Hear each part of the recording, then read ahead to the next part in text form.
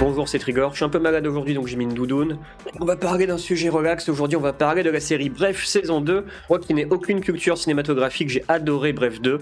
Alors c'est très intéressant parce que Bref 2, c'est une série dans laquelle le personnage principal va gagner en maturité sur différents aspects de sa vie. Et ça tombe bien parce que c'est le sujet principal de cette chaîne YouTube, les crises de maturité.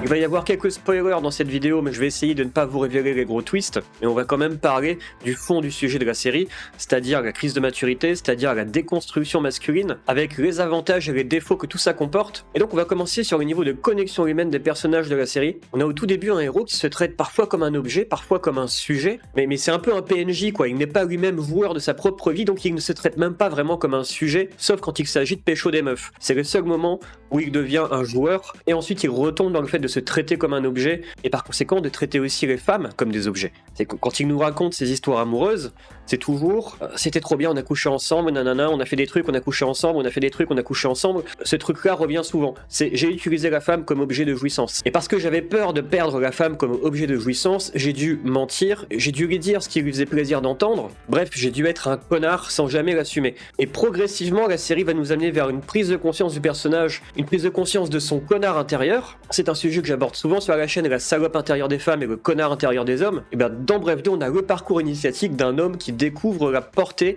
et les conséquences de son connard intérieur. Et donc à la fin, il va découvrir des relations basées non pas sur se traiter comme des objets, non pas sur se traiter comme des sujets avec encore une fois essayer de duper sa partenaire, de lui faire croire des trucs pour pouvoir encore coucher avec, mais des relations basées sur l'altérité, c'est-à-dire qu'en fait tu peux être vrai avec les gens que tu prétends aimer, tu peux leur dire vraiment le fond de ta pensée, même si ça implique que parfois la personne puisse t'envoyer chier. Et je comprends que ça ait bouleversé beaucoup de gens sur internet, apparemment la série Bref 2 a bouleversé beaucoup de gens parce que la plupart des gens vivent leur relation de couple dans la partie objet et sujet des relations. C'est-à-dire qu'on se traite comme des objets de jouissance, et on se traite comme des sujets, on arrive à performer pour se séduire, on arrive à dire des trucs, t'inquiète bébé, t'es la femme de ma vie, à sortir les punchlines rassurantes qui font tenir le couple, et quelque part on construit une tour de Babel de mensonges, ou en tout cas de vérité fragile, contrairement aux relations basées sur l'altérité, qui sont des relations antifragiles, parce que si tu donnes déjà le meilleur, le pire de toi dès le début, et que tu commences à relationner sur cette base, eh bien il n'y a plus rien que tu puisses mal faire qui puisse détruire ton couple. Mais c'est effrayant d'en arriver là, c'est effrayant d'en arriver à des relations basées sur l'altérité, donc je comprends que ce soit vertigineux pour beaucoup de spectateurs, parce que ça implique aussi de donner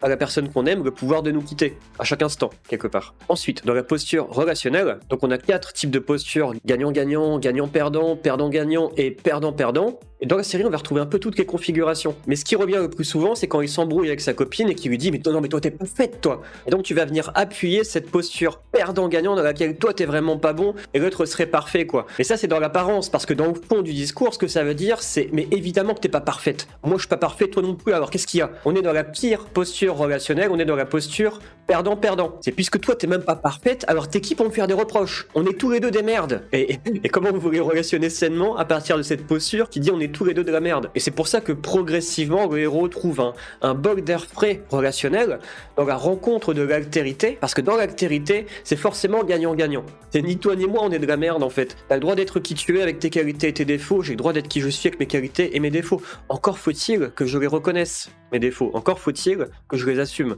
Et pour pouvoir assumer ce défaut, il a fallu que le meilleur ami du héros soit pire que lui. Et les mêmes défauts mais en pire. C'est un peu lui qui sert de catalyseur de toute la série, c'est que c'est le personnage pour qui, en fin de compte, on n'arrive pas à avoir d'empathie. C'est-à-dire que c'est lui qui prend la charge de la violence symbolique de toute la série, la charge de la violence masculine aussi. Je parle du personnage qui s'appelle Ben. Et par le fait que la série n'arrive pas à nous donner de l'empathie pour ce personnage, on voit bien que quelque part, dans l'écriture de la série, sur la question de la masculinité, on n'arrive pas à accéder à une forme d'altérité. C'est que l'altérité, on y accède sur tous les personnages, sauf sur Ben, le mascu violent, et sauf sur le tonton raciste, qui est aussi le mascu violent. C'est-à-dire que tout le monde mérite de l'empathie, sauf la masculinité violente. Je reviendrai là-dessus plus tard, parce que c'est un peu l'œil du cyclone. Et donc notre héros, ne pouvant pas avoir sa propre violence, a dû la voir chez son meilleur ami qui part en couille, pour se dire non, je suis pas comme lui, si. Oh putain, je suis comme lui, oh non. Oh putain, je suis comme lui, mais pas autant. C'est-à-dire que c'est grâce au fait que j'ai trouvé pire que moi que je peux me permettre de faire une introspection. Et ça, c'est un peu salaud, c'est un peu bâtard.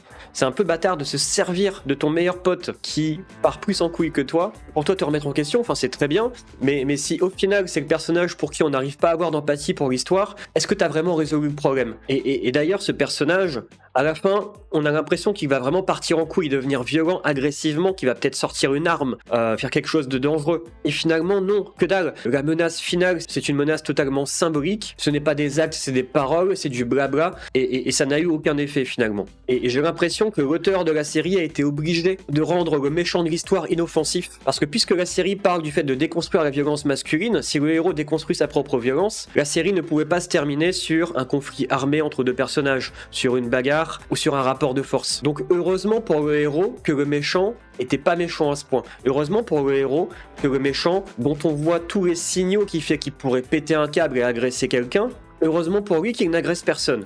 Ce qui veut dire que le personnage finalement le plus malheureux de la série, ça reste Ben. Parce que Ben, c'est un personnage qui s'est auto-castré. Contrairement à tous les autres personnages, il n'a pas pu décharger sa violence. Le héros de Bref a pu décharger sa violence, par exemple sur son frère dans une dispute de famille. Son ex a pu décharger sa violence dans le fait de faire un film racontant sa version des faits au monde entier. La colocatrice du personnage peut décharger sa violence plusieurs fois dans des énormes explosions de colère, elle a le droit. Tout le monde peut décharger sa violence, et le grand méchant du film, celui dont on penserait qu'à la fin ce serait lui qui déchargerait le plus sa violence, à la fin il fait prout. J'ai l'impression qu'il a fait prout uniquement parce que s'il se mettait à devenir violent, le héros de la série n'aurait rien pu faire. Pas le genre de mec à savoir se battre ou à garder un fusil chez lui. Donc c'est bien beau de déconstruire sa masculinité, sa capacité à être violent envers le monde, super, mais encore faut-il vivre dans un monde bisounours dans lequel les méchants sont pas si méchants. Encore faut-il vivre dans un monde dans lequel il n'y a pas de coups de couteau, il n'y a pas d'armes à feu si tu veux. Les armes à feu sont présentes dans la série, mais uniquement pour tourner des métaphores, uniquement pour tourner des blagues. Mais sinon dans le vrai monde de Bref 2, personne n'est armé quoi. Et ça ne rend pas la série mauvaise ou ça n'invalide pas le propos de la série, mais je trouve ça intéressant à notifier. Parce que ça sous-entend qu'ils vivent dans un monde suffisamment sécurisant où il n'y a pas de sentiment d'insécurité pour pouvoir se permettre de se déconstruire à ce point. Mais qu'est-ce qui se passe si vous vivez dans un monde dans lequel vous ne vous sentez pas en sécurité ? Qu'est-ce qui se passe si vous vivez dans un monde dans lequel vous avez l'impression que quand vous vous baladez dans la rue, il y a des gens qui se promènent avec des couteaux ? Est-ce que tu vas déconstruire ta masculinité ou est-ce que tu vas t'acheter un fusil ? La série n'aborde pas du tout ce sujet. Et je vais pas lui faire le reproche de ne pas avoir parlé de ce dont elle ne parle pas. Mais voilà, c'était un petit angle mort, ou en tout cas pas une fausse note, mais quelque chose de facile. Voilà.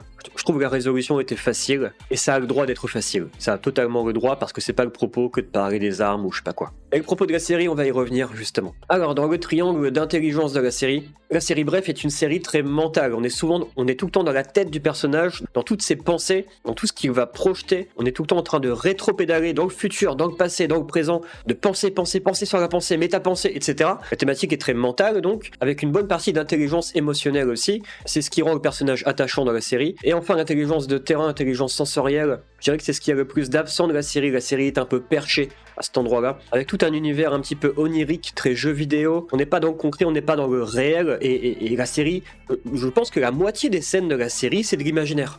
On passe la plupart du temps perché dans l'imaginaire du personnage.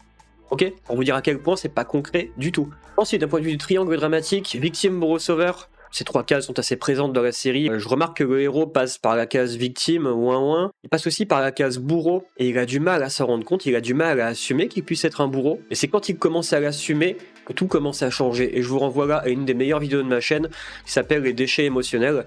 Tandis que la case sauveur, c'est pas tellement un sauveur de meuf.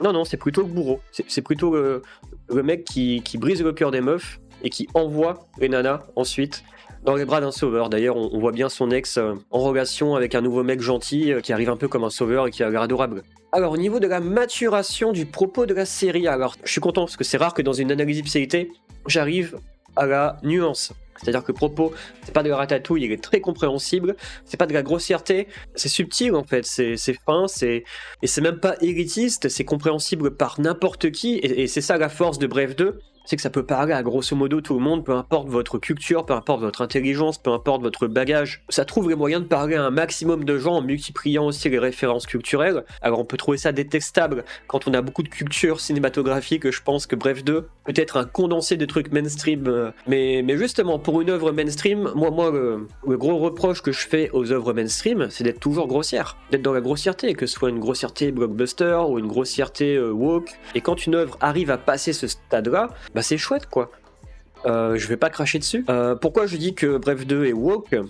Parce que on a un héros qui s'éveille à sa propre violence masculine. Il ne voulait pas voir. Il ne voulait pas voir tout le malheur qu'il causait autour de lui. C'était un peu un pervers narcissique, quoi. Et c'est marrant que cette expression-là n'a pas du tout été utilisée dans la série, mais on pourrait lui mettre cette étiquette, le pervers narcissique qui s'ignore. D'autant plus pervers et d'autant plus narcissique qu'il ignore qu'il est comme ça. Ensuite, au niveau détente du slip de la série, donc ça c'est une simplification de l'échelle de Hawkins. On va plutôt aller sur la vraie échelle de Hawkins parce que pour une fois ça vaut le coup d'aller dans le détail. Ce qui est super bien dans cette série, c'est qu'on a un personnage qui ose vivre ses émotions.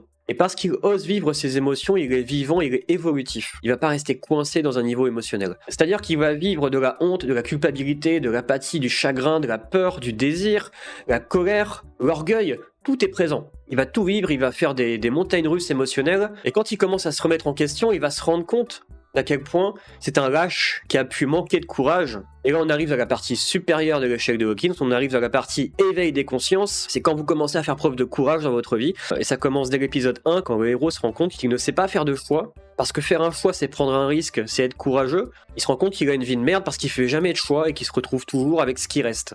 Et donc, à partir de là, il va commencer à faire des choix, à prendre des risques, donc à faire preuve de courage. Et là, il va commencer à goûter aux effets de la vie au-delà du niveau 200 sur l'échelle de Hawkins, et tout ce que vous commencez à goûter à ce niveau-là va faire de vous une meilleure personne. C'est mécanique. Si vous faites preuve de courage, tous les retours que vous allez avoir vont vous grandir. Et dans la série, on va voir le héros replonger parfois dans la lâcheté, quand il commence à faire preuve d'honnêteté radicale avec une nana, mais que sous un coup de stress, il se remet à lui mentir. Donc là, il retombe en dessous du niveau du courage. Qu'est-ce que ça fait ? Ça fait exploser sa relation, ça la sabote. Et plus la série avance, plus le personnage passe des niveaux au-dessus du niveau 200 et arrive jusqu'au niveau de l'écoute, jusqu'au niveau de l'expression. Et c'est à partir de ces niveaux-là qu'il va poser les fondements de sa relation avec sa nouvelle compagne. Et du coup, le contraste est fou quand on compare les relations qui étaient basées sur le niveau de la peur ou du désir, où il fallait manipuler pour contrôler l'autre, etc., pour pouvoir toujours baiser. Et avec cette nouvelle relation basée sur l'écoute et l'expression, c'est quoi la différence ? On a gagné en niveau de détente du slip. Et là où le héros, dans ses précédentes relations, était souvent bloqué sur un moi-recevoir crispé, c'est-à-dire, qu'est-ce que je peux faire en sorte pour encore recevoir de l'amour de cette fille ? À la fin de la série, il arrête cette prise d'otage émotionnelle et arrive à bâtir une relation sur le fait de donner, se donner. Il n'y a plus de contrepartie, il n'y a plus de prise d'otage émotionnelle. Ensuite, résolution du ouin-ouin, c'est très rare que ça arrive, mais on a parcouru les 6 étapes de la méthode ouin-ouin. Première étape, croire que ça fait ouin-ouin. Oui, le héros est totalement open à écouter le fait qu'en lui, ça puisse faire ouin-ouin. Il peut y croire. Il y a des gens qui peuvent pas croire que ça fait ouin ouin en eux. Le héros de Bref, oui, il est au courant. Par conséquent, étape 2, il peut se mettre à écouter ce qui fait ouin ouin en lui. Et il y a toute une scène dans le premier épisode où il parle avec des versions de lui qui ont des âges différents. Et ils font tous ouin ouin en espérant que la version d'après, que l'année prochaine, ça ira mieux. Donc il y a une véritable recherche, mais c'est quoi le problème ? Pourquoi est-ce qu'on n'arrête pas de foirer notre vie ? Et par la suite, plein d'événements et de personnages vont venir rebattre les cartes pour lui faire réaliser la valeur profonde de son ouin-ouin. C'est que en fin de compte, depuis le début, il fait semblant pour ne pas avoir à se retrouver tout seul. C'est pour ça qu'on a le Malacompagnax 3000, le fameux médicament que tu prends pour être mal accompagné plutôt que tout seul. C'est qu'en fait, depuis le début, il joue à ce jeu de duperie pour ne pas se retrouver tout seul. Et finalement, il a peut-être plus envie de jouer à ça. C'est là où il réalise la valeur profonde du ouin-ouin. Et pour la première fois, quand après avoir rencontré une meuf en soirée, la meuf l'accompagne chez lui, elle lui propose de monter chez lui, il lui dit « Non, ça va, je vais passer une bonne soirée avec toi et je préfère être seul ce soir. » À ce moment-là précis, le mec commence à se réapproprier sa vie. Il lui permet de passer à l'étape 4 du ouin-ouin, qui est ancrer un nouveau besoin. Donc là, c'est une étape d'individuation. Qu'est-ce que c'est que l'individuation ? C'est quand vous ancrez un nouveau besoin dans votre vie. Un être humain, c'est une somme de besoins. Plus vous grandissez, plus vous ajoutez des nouveaux besoins à ce que vous êtes. Et là, le mec, il grandissait pas. Ça faisait 10 ans qu'il n'a pas grandi. C'était toujours le même con. Il y avait un truc qui avait besoin de pousser. Et donc apparaît ce nouveau besoin, qui est le besoin de ne plus faire semblant dans ses relations, qui est le besoin d'être vrai. Un besoin de vérité, quoi. Et ce besoin de vérité, ça demande d'être incarné avec courage. Depuis le début, le personnage était un gros lâche, mais on découvre que ça existe uniquement quand on commence à faire preuve de courage. Et donc, petit à petit, caillou par caillou, il va se mettre à faire preuve de courage, faire preuve d'honnêteté avec les femmes qu'il rencontre, aussi avec ses amis, et ça va bouleverser sa vie en fait. Ça va assainir sa vie. C'est qu'on passe d'un monde pervers à un monde sain. Et pour moi, Bref 2 est super intéressant pour ça, parce que ça raconte l'assainissement des relations. Et ça, c'est le sujet principal de cette chaîne YouTube, c'est comment on passe de relations perverses à des relations un peu plus saines. Et donc, étape 5, la métamorphose du héros. Encore faut-il accepter la métamorphose. Lui, il n'a pas eu de problème à se transformer, il s'est métamorphosé, mais c'est pas ses crèmes, quoi. C'était évident. Dans un sens, il était prêt, il n'attendait que ça. Et étape 6, je sais plus compter, se sentir bien, eh ben oui, c'est ça qui se passe quand on parcourt toutes les étapes du ouin-ouin, c'est qu'à la fin on se sent bien. On est une version agrandie de ce qu'on était, on est une version plus mature. Ça veut pas dire qu'on est mieux, ça veut pas dire qu'on est plus abouti, ça veut simplement dire que la personne que le héros de Bref est à la fin de la série n'est plus du tout la même personne qu'au début de la série. D'ailleurs, il y a une scène très marrante dans laquelle il se met à discuter avec les anciennes versions de lui à la fin, et ces anciennes versions de lui ne le comprennent pas. Mais en mode n'importe quoi, le mec. Et ça montre que la métamorphose a bien réussi, qu'il est bien devenu un être nouveau, qu'il s'est à la fois déconstruit et reconstruit.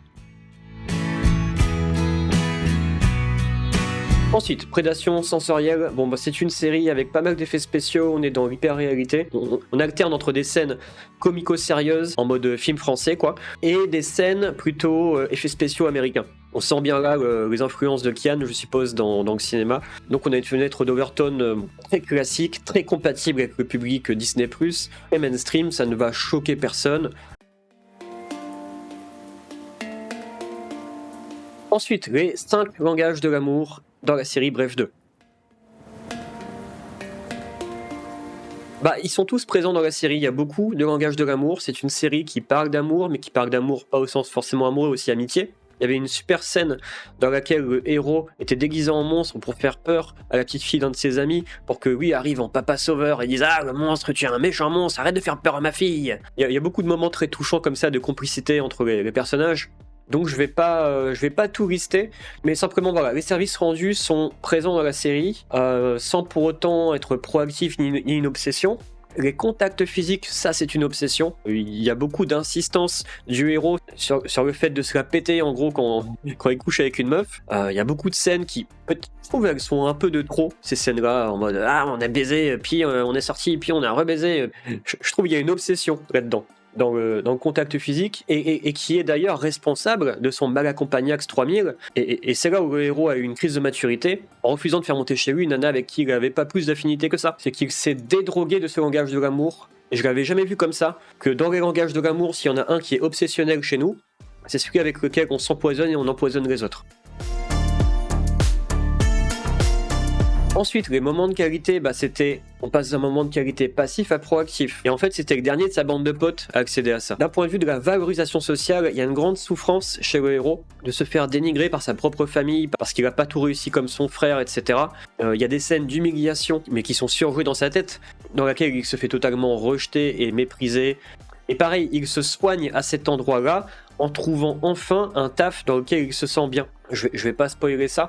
Mais du coup, puisqu'il se met à se valoriser lui-même socialement, alors son entourage lui dit « Mais beau gosse, voilà, t'as réussi !» Et enfin, les cadeaux attentionnés. Voilà, il y a plein de cadeaux dans la série, c'est présent activement, voilà, sans en faire des caisses non plus. Ensuite, la nature de la violence du personnage. On est dans de la bonne grosse violence. Yang qui ne s'assume pas, le mec est un connard et ne l'assume pas. Ce qui fait qu'autour de lui, il y a beaucoup de victimes yin en réaction qui vont devoir se reconstruire. Ensuite, gestion de la baise. Alors, est-ce que la série est une bonne baise ou une mauvaise baise ? C'est de la bonne baise, parfois en overdose. Il y a certains passages qui sont un peu gênants dans leur surenchère, soit d'effets spéciaux, soit de... je pense à l'académie des tontons racistes. Je crois que c'était le pire passage de la série. C'est marrant, il y a des passages très drôles, mais... ça dure beaucoup trop longtemps, quoi, et ça insiste bien sur regardez comment je ne suis surtout pas cet horrible masculiniste là. C'est comme avec son meilleur ami qui est pire que lui, j'accepte de voir que je suis un connard, mais uniquement dans la mesure où en fait il y a pire que moi qui me sert de garantie sur le fait que je suis pas le pire et que je suis pas si méchant. Et pareil, je trouve que on peut pas avoir beaucoup d'empathie pour le personnage du tonton sexiste là. Si, sauf le moment où il se met à chialer dans les chiottes, ça réhumanise un peu le personnage. Merci pour cette scène. Mais sinon, tout le passage de l'académie des tontons racistes, c'est super marrant. Mais il y a aucune empathie dans ce passage. On n'est pas en train de comprendre le personnage, on est en train de se faire une image imaginaire de comment ça se fait qu'il est comme ça, mais sans aller interroger pourquoi il est comme ça. Et la réponse de pourquoi il est comme ça, Le héros de la série ne peut pas la trouver parce que je vous ai dit qu'il n'y avait pas d'intelligence de terrain, il n'y avait pas d'intelligence sensorielle, ce qui est le cas du tonton raciste. C'est que c'est un mec, si tu veux qu'il ferme sa gueule, il faut le frapper en fait. D'ailleurs, le père du héros l'a frappé à un moment et le héros n'a pas compris. Il a trouvé ça mauvais. Il a jugé que son père était mauvais d'avoir frappé son oncle. Et à aucun moment on comprend ce qui se passe à ce moment-là. On sait juste qu'on n'a pas revu l'oncle pendant 2 ans et que 2 ans après il est revenu. Eh bien, je ne sais pas ce qui s'est passé à ce moment-là, mais ce qui s'est passé à ce moment-là, c'est qu'il y a eu une communication de terrain. C'est que la violence est un langage. Mais le héros ne pouvant pas comprendre ça, il s'est fait tout un imaginaire avec la fameuse scène de l'université des tontons racistes. Et la scène la plus perchée de la série, c'est totalement absurde. Ensuite, au niveau présence et vide du personnage, on parcourt absolument tout, on parcourt la frustration, le manque, le désir et l'être. On a quelques scènes à la fin de la série, dans sa relation avec sa nouvelle compagne, dans laquelle on peut voir, entre guillemets, qu'est-ce que c'est une relation basée sur l'être. Je vais pas vous dire c'est quelle scène, je vous laisse deviner, et attention à ne pas prendre ces scènes comme modèle pour ne pas en faire un objet de désir. Ensuite, ancrage de la vérité. Alors, on a un mec totalement perché dans son ego spirituel. Il est tout le temps dans ses pensées à imaginer des trucs. Ça ne touche pas terre. Et il va se dépercher petit à petit pour aller vivre dans une réalité qui est peut-être effrayante. Ça demande peut-être du courage. Mais en fait, ça va. En fait, c'est maîtrisable. Et on peut même y prendre goût. D'un point de vue relation narcissique, sa première compagne dans la série est une sorcière qui le traite comme un homme pantin, donc il est totalement dominé sans s'en rendre compte. Et d'ailleurs, le personnage était dans le déni de ce rapport de force. Et à la fin de la série, il arrive à une relation plutôt égalitaire, où il n'y a pas de domination masculine, où il n'y a pas de domination féminine. Alors si vous suivez la chaîne, vous savez que je ne crois pas à des relations parfaitement égalitaires. Il y a toujours un des deux, le plus narcissique des deux, qui domine l'autre. Mais la série tend à nous montrer ça, quoi. Il n'est pas dans le déni, il y contribue proactivement. Ensuite, au niveau maturité des valeurs, dans cette série, on arrive progressivement au niveau du feedback relationnel, au niveau de l'honnêteté radicale, au niveau du comment c'est pour toi. On ne va plus essayer de s'utiliser comme des objets, on ne va plus essayer d'imposer sa violence à l'autre en fermant les yeux sur les conséquences. Et c'est là que se creuse l'écart entre le héros et son meilleur ami qui, lui, n'arrive pas du tout à ce niveau-là. D'ailleurs, il y a une scène dans laquelle le héros essaie de lui parler d'écoute, d'empathie, etc. Et son meilleur ami lui dit non mais n'importe quoi, c'est une connasse. Et par conséquent, l'écart se creuse. Et ça montre que les relations humaines de qualité, c'est élitiste. C'est pas donné à tout le monde. Et malheureusement, il va y en avoir qui vont rester tout seuls. D'ailleurs, à la fin, on voit le méchant, entre guillemets, uni de solitude. Sachant que la solitude, c'était la peur du héros, probablement la peur de l'auteur de la série Bref aussi, le fait que le grand méchant soit puni de solitude à la fin, probablement pas innocent. Voilà, et petit mot sur la fenêtre d'Overton, le vrai but de cette série, c'est de mettre dans la fenêtre d'Overton des sujets tels que l'écoute, l'expression, l'empathie, la remise en question, la masculinité toxique, ce genre de choses, mais de remettre ça bien, non pas de manière culpabilisante, non pas de manière féministe, pro-woke ou je sais pas quoi, quoique, mais de manière où, en fait, la déconstruction, c'est pas sur les autres, la déconstruction, c'est sur soi. Et c'est ça que j'ai bien aimé dans la série, c'est que ça va pas donner des leçons de morale en mode « Hey toi mon pote, faut que tu te déconstruives, gna gna gna ». La déconstruction, c'est sur soi, c'est toujours sur soi. C'est jamais un autre qui doit se déconstruire pour toi. Non, toi qui te déconstruis. Et j'ai bien aimé ça dans la série, c'est que c'est le héros qui se déconstruit. Les autres, ils vivent leur vie, il y en a qui grandissent, il y en a qui stagnent. C'est leur problème. Voilà. Et petit défaut quand même dans le wokisme de la série, il y a toujours des mauvais points dans le wokisme malgré les bons points. Et ça va rejoindre un peu ceux de Hades 2, je vous avais déjà fait une vidéo dessus. C'est que tout ça, c'est vrai uniquement si vous êtes en sécurité. Uniquement si vous avez un sentiment de sécurité. La question, c'est comment est-ce que vous assurez ce sentiment pour créer un tel monde. Pour finir sur l'aspect un peu féministe woke de la série, à part la première copine du héros qui était la salope narcissique dont il avait besoin pour se prendre une gifle de réalité de quelqu'un qui pouvait être encore plus pervers que lui-même, à part elle, toutes les nanas de la série sont superbes, elles sont incroyables, elles sont matures, elles sont pas parfaites, elles ont des défauts, mais des défauts assumés, et du coup ça en fait des personnages, comment dire, dans la série en fait les femmes sont là, les hommes sont là, et quelque part ça représente bien. Ce que je vous dis souvent, c'est que dans la réalité, le niveau de conscience des femmes est supérieur au niveau de conscience des hommes. Mais dans la série, c'est un peu trop romancé, je trouve. C'est que si on voit le connard intérieur des hommes, on ne voit pas la salope intérieure des femmes. On la voit juste avec la première copine du héros, et on ne voit pas la prise de conscience de la violence féminine. On voit la prise de conscience de la violence masculine. On ne voit pas la prise de conscience de la violence féminine. D'ailleurs, c'est vrai aussi pour la famille et les parents du héros. Le héros s'en rend compte, il se rend compte de la violence de son père. Mais quid de sa mère ? Sa mère, on la voit comme une héroïne dans la série, je vais pas vous spoiler, mais on ne voit pas la salope intérieure de sa mère. Il y a une phrase très importante dans la série, c'est avec le psychanalyste du héros, où il dit « c'est toujours la faute des parents ». Et le héros se rend compte que c'est vrai, mais il se rend compte que c'est vrai avec son père. Sauf que les parents, ils sont deux en fait. Et si tu prends le parti de dire « tout est de la faute des parents », je constate que Bref 2 n'a pas eu le courage d'aller jusqu'au point de questionner la salope intérieure des femmes, de questionner la salope intérieure de son neutre ex, de questionner la salope intérieure de sa mère, de questionner la salope intérieure de sa nouvelle copine. Il fait de la série une série finalement semi-courageuse. Et le fait d'aborder uniquement la violence masculine et pas la violence féminine, ça permet de donner une origine à la violence. Ça permet de dire la violence est là, elle est pas là. Et je peux y voir une forme de sacrifice de la violence masculine au profit d'un aveuglement de la violence féminine. Le héros a très bien su se remettre en question.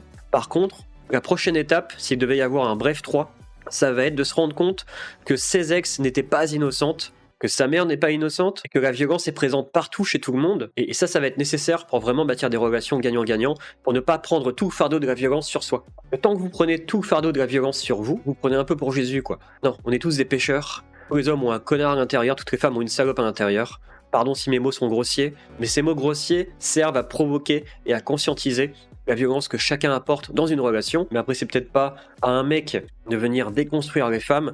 Attends, Trigger, j'ai quelque chose à rajouter. Tu parles de la salope intérieure? Moi, c'est un sujet qui me passionne. On dirait que je suis en train de faire une pub pour Yaourt. Est-ce que je peux parler des salopes intérieures des personnages féminins de la série? Donc on vient de regarder Bref 2. Est-ce que tu peux te décaler parce que... Et j'ai été extrêmement touchée de cette série parce que c'est... j'ai pas souvenir d'avoir vu une série qui va vers plus d'honnêteté dans les relations et d'aller voir ce qu'il y a derrière, tout ce qu'on peut se raconter. Et ça me touche énormément. Mais du coup, comme j'ai vu les deux, je sais plus si c'est dans la saison 2 ou la saison 1, que son ex qui a fait le film, en fait, va embrasser un autre mec alors qu'elle était pas au courant, il l'avait trompé. Je l'ai embrassé. Bref, quand cette meuf m'a embrassé, je me suis dit que c'était une bonne soirée. On va parler de ça, parce que dans le film, au final, ce mec prend toute la culpabilité de la relation foireuse avec son ex, oui. Alors qu'elle-même aussi avait fauté. Oui. Et plutôt que de se rencontrer à l'endroit où deux êtres humains ont fauté, oui. Et peut-être se pardonner mutuellement, oui. Il y a eu une sorte de consensus pour dire c'est la faute du mec. Oui, oui. Et oui, bien entendu, le connard, c'est l'homme, oui. Il n'y a pas de salope dans l'histoire. Non. Ça n'existe pas. Non, il a vraiment pris tout le poids de la relation et il a été mis à nu dans l'endroit où il était coupable. Et ouais, c'est vrai qu'un dialogue entre les deux aurait été... Mais du coup, on aborde cette même question que je disais tout à l'heure. Le problème, c'était ses réponses. Il faisait que des débuts de phrases. Alors le truc, en fait, c'est que... toi, t'es... Parce qu'à l'origine, tu connais la pièce du fond ou le... Ah oui, non, mais de toute façon... Et ouais, c'est vrai qu'un dialogue entre les deux aurait été... Mais du coup, on aborde cette même question que je dis. L'exemple du gâteau, par exemple, de préférer un de ses enfants à l'autre. C'est sacrément violent. Je me suis dit que j'allais dire plus souvent la vérité. Maman, tu sais, j'aime pas trop le gâteau au yaourt. Oh, c'est bon, je suis encore une mauvaise mère, c'est ça? Oui, c'est présent, mais de le nommer, c'est délicat. Et le problème, c'est que si on note ça, ça peut être traité de sexiste, de misogyne, etc. Mais en fait, c'est la violence des femmes qui est présente et qui a un effet sur les femmes et sur les hommes, surtout. Je veux dire. Je suppose que dans le film, que son ex a fait sur lui, on va pas raconter qu'elle a embrassé un autre mec. On ne sait pas. Non mais... non. Si on avait vu la scène, oui. On l'aurait vu dans la série. Oui, oui, bien sûr. Et parce qu'on n'a pas vu cette scène, on n'a pas été choqué, donc elle va pas montrer dans le film. Oui. Donc elle ment. Oui. Donc c'est une salope qui joue en Oui, elle a pas assumé en disant « Oh là là, j'ai été victime, je suis innocente, j'ai été victime de mon ex, etc. » Mais surtout cette scène où elle se noie, elle se noie dans cette relation. Et qu'est-ce que ça montre? Ça montre qu'elle est démunie face à quelqu'un avec qui elle peut pas communiquer. Parce que cette personne-là n'assume pas ce qu'elle a fait. Comment il s'appelle? Je suis nulle dans les prénoms. On sait pas. C'est pas. Bon. Son ex, impossible de communiquer, et elle se noie là-dedans. Et il y a quelque chose qui montre les femmes se noient dans les relations. Les femmes se noient. Et pourtant, je sens les hommes se noient à l'alcool. Voilà ce qui est montré. Et non, il y a autre chose.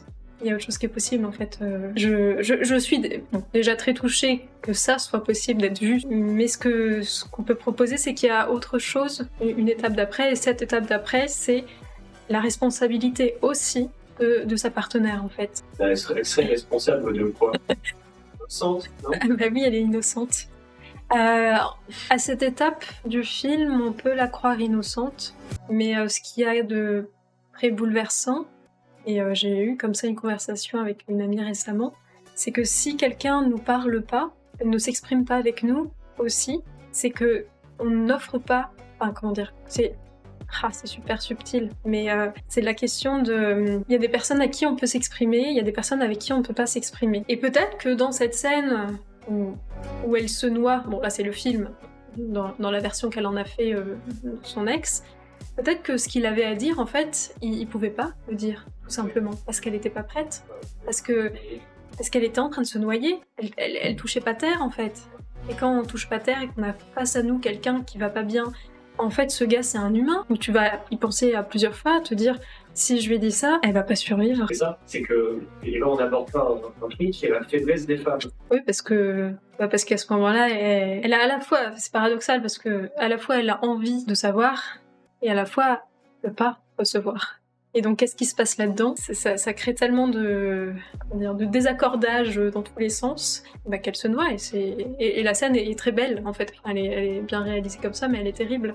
Voilà, cet homme dans cette situation, et de l'autre, une femme qui a envie de s'exprimer, mais qui est impuissante, qui est fragile, et en fait qui indique tout. Je peux pas recevoir ce que tu vas me dire. Et ça, c'est une relation en fait. C'est deux espaces qui se créent. Oui. Contrairement à Marla, elle lui disait mais je suis open si on ouvre le couple. Oui. C'est très intéressant. Oui. Et là, il était pas prêt. Il était pas prêt du tout. Ah oui, oula, non. Bah oui, parce que... Et c'est pour ça que je me demande si la série a pas un double jeu, où en fait tout ce qui a été filmé a été contre-filmé pour une saison 3 où ça a peut-être abordé la salope antérieure. Ce serait vraiment super, ouais. Parce que le fait que la nana ait embrassé un autre mec, ça a été mis sous le tapis, oui. Soit le mec est bête, soit au contraire, il lui prépare une surprise pour la saison 3. Allô, le réalisateur. On a des idées. Ok, bah oui, mais bon, on parle de la salope, on parle pas de la salope. C'est pour ça, ce sujet... Oui, mais je crois qu'on a déjà bien cerné. Tu crois? Non, mais il y a un truc. En fait, je crois que le fait de parler de la salope, il faut déjà parler du fait que ce mot est extrêmement tabou. Il faut commencer par ça. Le mot salope, c'est toi qui as introduit ce terme-là dans mon langage, chose que je n'avais pas avant parce que je considérais que c'était une énorme grossièreté et qu'il ne fallait absolument pas dire ce mot-là. Et pour ton concept de salope intérieure, connard intérieur, je me suis longtemps posé la question de... Il n'y a pas un autre terme qu'on peut utiliser? Mais il n'y a pas d'autre terme en fait. Parce que c'est une part de soi. Alors si, il y en a qui disent le travail de l'ombre, ou je sais pas quoi, la part... Enfin, il y a des trucs jolis qui sont dits. Le problème, c'est que c'est pas joli en fait. C'est pas quelque chose qui est en nous qui est joli, c'est quelque chose qui de base est honteux, qu'on n'a pas envie d'assumer, parce que si on l'assume, ça va faire du mal aux gens qu'on aime. Et puis si on le voit, peut-être qu'on va pas s'aimer, peut-être qu'on va avoir honte de voir ça. Et du coup, qu'est-ce qui se passe? On entend sur plein d'émissions, de podcasts, ah oui, tout de suite, on nous traite de salopes, etc. Rejet total de ce terme. Alors je dis pas qu'il faut insulter les gens comme ça dans la rue, non. C'est clairement pas ça que je suis en train de dire. Par contre, c'est un mot qui sert à poser quelque chose de pas beau, mais qui est là, en nous. Et comme j'ai pu le faire, de me détendre avec ce terme, et de me détendre avec tout ce que ça impacte, avec tout ce que ça impliquait en fait. Et c'est pour ça que c'est encore très délicat de parler de ça. Et peut-être que c'est aussi cette série-là, elle est avant-gardiste ou elle est d'actualité. En tout cas, elle apporte quelque chose de frais dans les relations. Voilà, déjà quelqu'un qui est honnête dès son premier date en disant qu'il a des tocs, visiblement c'est énorme pour le monde en 2025. C'est mignon, c'est touchant. Et c'est un truc de ouf. Je suis à la fois trop contente que ça se fait et à la fois je me dis waouh, on est juste là. Merci Marie. Merci à toi. Je sais pas si vous avez déjà fait le point dans votre vie. Moi, mes relations ont commencé à changer quand je rencontre une nana et on fait le point sur à quel point on a pu être un connard ou une salope. C'est le genre de truc qui se dit pas d'habitude. Mais le fait de parler de ça, de se détendre avec le fait que ça existe et que c'est présent chez tout le monde, ça donne une vraie liberté de relationner, ça donne une vraie complicité dans la relation que j'ai pas vu dans la série Bref 2. Parce que ok, ils font preuve d'honnêteté radicale, ok, c'est égalitaire, et encore, on a vu très peu de scènes racontant ça, donc je serais curieux de voir la suite, justement. Parce que la suite, c'est ça. La suite, c'est d'aller chercher la violence chez tout le monde, de la mettre à nu, afin que chacun puisse se repositionner sainement. Mon prisme d'analyse vous a plu, n'hésitez pas à jeter un œil au site. Aux formations gratuites et payantes, en termes d'intelligence émotionnelle, il y a 2 formations très importantes qui sont gratuites sur un site Subséité. Il y a les 5 langages de l'amour faites par Robin Dardot et Ton amour caché, qui est la première formation gratuite que j'ai faite, dans laquelle je vous apprends à renouer avec chacune de vos émotions. C'est absolument nécessaire si vous aussi vous voulez vivre une vie au-delà du niveau du courage, une vie dans laquelle vous prenez le risque d'aimer vraiment les gens, une vie dans laquelle vous prenez le risque de vraiment être aimé pour qui vous êtes. C'est tout pour aujourd'hui, c'était Trigger, votre coach en vrai bail. On a vu de quoi parlait vraiment Bref 2 et quel était son petit angle mort. Dites-moi si cette vidéo vous a plu, parce qu'il y a eu beaucoup de vidéos un peu négatives ces derniers temps. Là, ça me fait du bien de faire une vidéo positive sur un exemple positif de qu'est-ce que c'est que des relations saines. Dites-moi si vous voulez plus de vidéos comme ça qui met en avant des initiatives positives, ou si vous préférez au contraire la critique de ce qui ne va pas chez des relations toxiques ou chez des relations perverses. Et je vous dis à bientôt pour une prochaine vidéo. T'as fait une vidéo avec la capuche? Oui. Mais non. Oh non, c'était ado avec la capuche. Tu sais que j'ai pensé au fait tout à l'heure, je me suis dit j'espère qu'il a pas mis la capuche sur la tête quand t'es descendu.